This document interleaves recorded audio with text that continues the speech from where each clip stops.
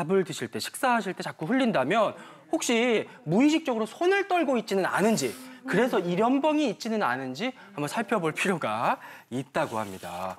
나도 모르는 당뇨병? 아니, 당뇨가 있는데 왜 손을 떨어요? 당뇨 때문에 그런 건 아니고요. 네. 당뇨약을 먹다가 가끔 저혈당이 오는 경우가 있습니다. 요즘 당뇨약들이 저혈당이 일으키는 경우는 많지 않지만 일부에서는 올 수 있기 때문에 그럴 때는 손이 떨리고 이렇게 해서 음식을 들다가 약간 그다음 가슴이 두근거리고 식은땀이 나고 자다가 악몽을 꾸는 수도 있기 때문에 이런 분들이 있을 때 그 저혈당의 증상이 아닌가 한번 체크해 보실 필요도 있겠죠.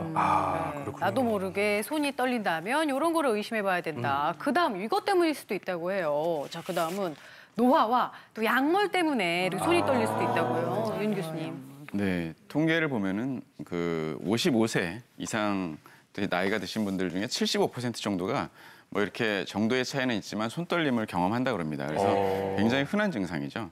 그 손떨림의 대부분의 증상은 대부분의 손떨림은 그 뭐 영어로는 이센셜 트레머라고 하고 우리말로 이제 본태성 손떨림이라고 하는데 특별한 원인이 없이 그냥 이렇게 손을 뭘 하려고 그럴 때 떠는 거예요. 근데 뭐 우리말로 수전증이라고도 하기도 하고 그러는데 대체적으로는 큰 병이 아닌 경우도 많죠. 그렇지만 이제 나이가 드실수록 퇴행성 질환도 많이 발생하고 그다음에 이런 말초 신경질환 같은 것들이 발생할 수가 있기 때문에 노화에 확실히 손떨림은 증가된다고 할 수가 있습니다.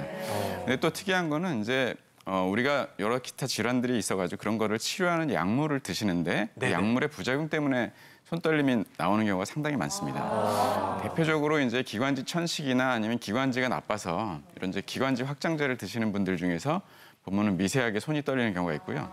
그다음에 이제 무슨 우울증 약이라든지 또는 안정제라든지 또는 간질약 같은 그런 약들을 복용할 때도 굉장히 흔하게 손떨림을 경험할 수가 있습니다. 그래서 이렇게 뭐 손이 떨린다면 이게 무슨 내가 먹는 약물과 관련돼 있지 않는지 이런 것도 한번 살피시는 게 좋을 것 같습니다. 네, 그리고 말씀하신 원인들뿐만 아니라 뇌의 문제일 수도 있대요. 무섭죠. 파킨슨병도 한 번쯤 의심해 볼 필요가 있다. 예, 파킨슨병이 옛날보다 많이 늘고 있습니다. 그래도 이 파킨슨병도 생각을 하셔야 되는데 이것도 전형적인 손떨림이나 여러 가지 몸이 떨림 증상이 생기게 돼 있습니다. 방금 전에 윤 교수님께서 그 본태성 손떨림 말씀하셨는데요. 본태성 손떨림은 특징이 있습니다. 이렇게 뭐 움직이거나 뭐 글을 쓰거나 할 때 많이 떨리게 돼 있고요. 그다음 불안하거나 아니면 피로하거나 스트레스 많이 받을 때 더 심해지는 경향이 있습니다. 반면에 파킨슨병에 의한 손떨림은요. 가만히 있어도 그러니까 이거 움직일 때 그랬는데 본태성은 파킨슨은 가만히 있어도 떨리기 시작하고요. 조금 더 처음에는 이렇게 떨림으로 시작했다 진행이 되면 몸이 둔해지고 걸음걸이도 이상해지는 다양한 증상이 생기거든요. 아무튼 뭐 당뇨가 되든 이게 되든 뭐 본태성이 되든 파킨슨이 되든 이제 손 떨려서 뭐 음식을 흘리거나 그럴 때는 반드시 이런 병들을 체크해 보실 필요가 있습니다. 그러네요. 이렇게 해서 우리 몸으로 나타나는 다양한 전조 증상 살펴봤는데요. 그런가 하면 마음의 병에도 전조 증상이 있다고 해요. 어떤 게 있는지 화면으로 함께 만나보시죠. 나이 드니 아프고 무기력하고 외롭고 대수롭지 않게 여겼던 노인 우울증의 증상들. 더운 날씨 탓인지 나옴을 쉬는 요즘 들어 기력이 통 없는데요. 몸 이곳저곳이 쑤시고 아프고 여러 병원을 찾아가 봤지만 뚜렷하게 발견되는 병은 없고 몸에 좋다는 약을 챙겨 먹어도 원인을 알 수 없는 통증이 계속됩니다. 노인 우울증의 증상 첫 번째, 바로 이유 없이 아픈 몸인데요. 노인 우울증의 특징적인 증상 중에 하나는 여기저기 몸이 아픈 증상입니다. 이제 호소하시는 신체 증상으로는 뭐 두통도 있으실 수 있고 몸 여기저기가 몸살 기운처럼 아프실 수도 있고요. 그리고 기운이 없으실 수도 있고 팔다리 힘이 빠지실 수도 있고 그리고 가슴이 두근두근 하실 수도 있고 하는 다양한 신체 증상으로 나타납니다. 최근엔 깜빡깜빡하는 일도 잦은데요.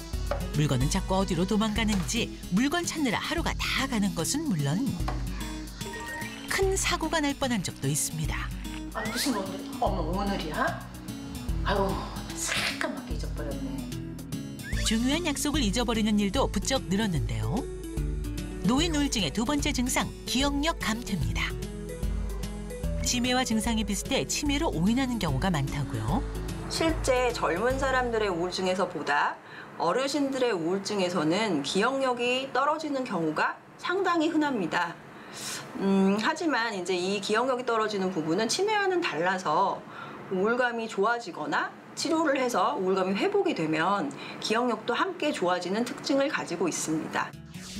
안 그래도 기운 없는데 입맛도 없어 밥도 제대로 먹지 못하고 별로 한 것도 없이 피곤하지만 막상 자려고 하면 꼭 새벽에 눈이 떠져 괴롭다는 나호무 씨.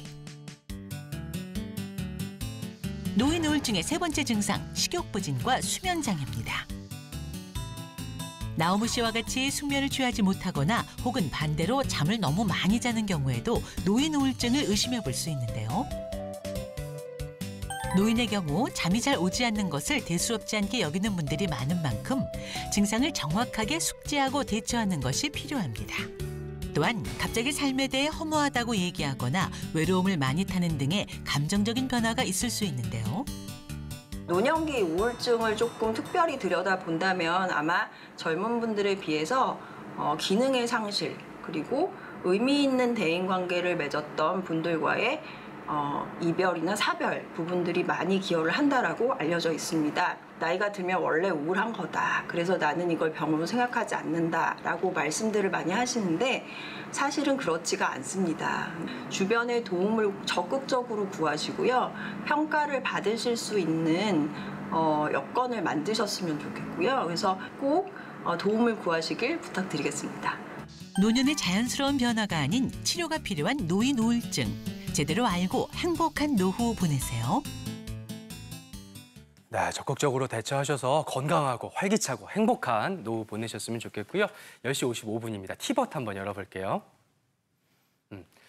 혈압약 복용한 지가 15년 정도 된 60대 주부입니다. 요즘 왜 이렇게 얼굴, 목 뒤에 식은땀이 많이 나는지 이유가 무엇일까요?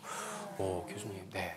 네, 아까도 제가 식은땀 말씀드렸는데 식은땀이 이제 무슨 자율신경에 이상을 발생한다는 신호라고 말씀드렸지 않습니까? 근데 혈압약을 15년 정도 복용하셨다 그러면은 그 심혈관 질환의 위험 인자를 꽤 갖고 계신 거거든요.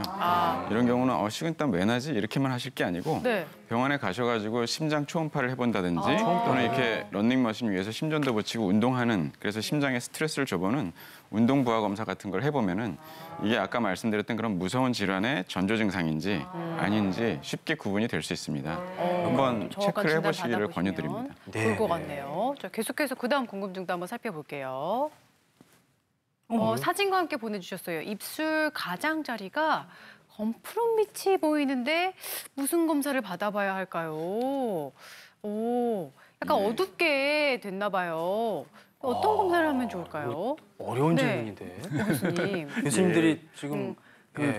저기 저렇게 보이는 증상이 여러 개가 생길 수가 있습니다. 예, 예. 근데 저는 어떤 특정 질병일 수도 있는데요. 그거보다는 오히려 다른 원인에 의할 수 있기 때문에 저거 하나 갖고 뭐라 말씀드리기는 조금 곤란해 보여요. 이제 끝에만 이렇게 생겼기 때문에 피부 질환일 수도 있고 다른 원인일 수도 있겠지만 그래서 한번 그거는 이제 병원에 한번 가보시는 게 좋을 것 같고 다른 증상을 우선적으로 보셔야 될 것 같아요. 다른 증상이 같이 있는지. 예. 예.